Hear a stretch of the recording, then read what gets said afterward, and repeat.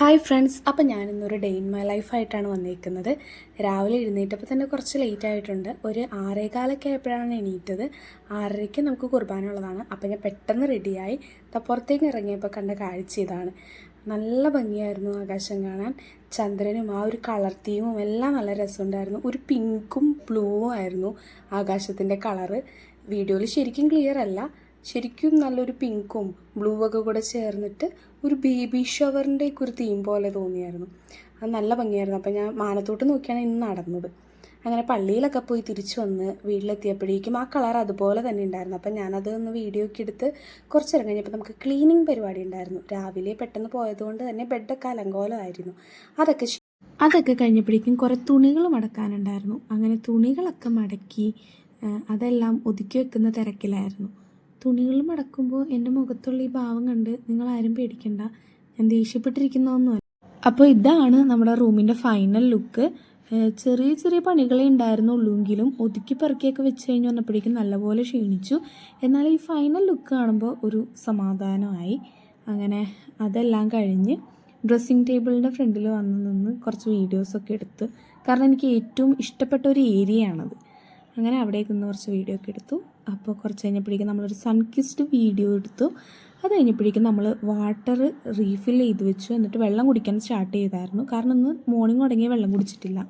അങ്ങനെ പിന്നെ ഹാള് തുടക്കാനുള്ളതും അങ്ങനത്തെ കാര്യങ്ങളും അടിക്കാനുള്ള പരിപാടിയെല്ലാം ചെയ്തു.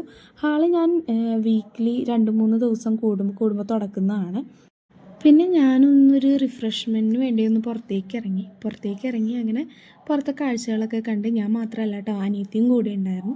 അങ്ങനെ ഞാനും അവളും കൂടെ പുറത്തൊക്കെ പോയി പാടത്തിൻ്റെ വരമ്പത്തേക്കൂടെയൊക്കെ കുറച്ച് നേരം നടന്നിട്ട് പോന്നു.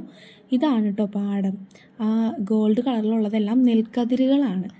എല്ലാം കാട് പിടിച്ചിരിക്കുന്നതല്ല, കാട് പിടിച്ച കുറച്ച് ഭാഗമുണ്ട്, അതെല്ലാം നെൽക്കതിരുകളാണ്.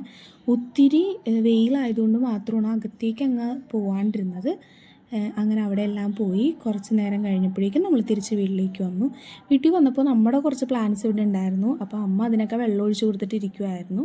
അങ്ങനെ നമ്മൾ അതൊക്കെ കുറച്ച് നേരം അതിൻ്റെയൊക്കെ അടുത്ത് നിന്ന്, പിന്നെ കുറച്ച് പ്ലാന്റ്സേ ഇപ്പോൾ നിലവിൽ ഇവിടെ ഉള്ളൂ. കുറേ പ്ലാന്റ്സ് ഉണ്ടായിരുന്നു, ഒരു കാട് പോലെ ഉണ്ടായിരുന്നതാണ്.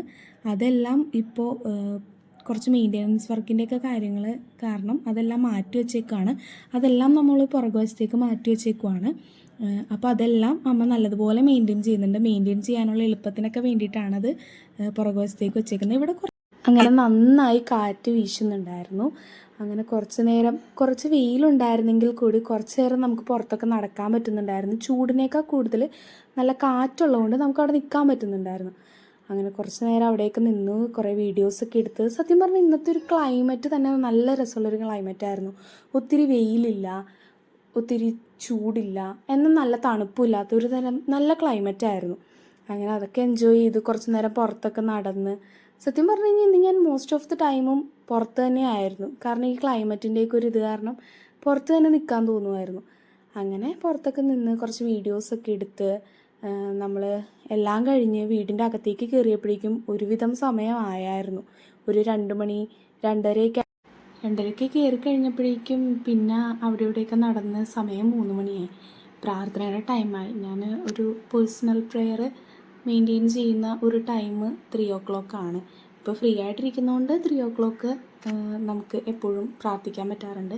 അല്ലാത്ത സമയങ്ങളിലാണെങ്കിൽ ചെറിയ ചെറിയ വേരിയേഷൻസൊക്കെ വന്നിരിക്കും. എന്നാലും പറ്റുന്ന സമയത്തൊക്കെ പറ്റുന്ന രീതിയിലൊക്കെ പ്രെയർ കംപ്ലീറ്റ് ആക്കാറുണ്ട്.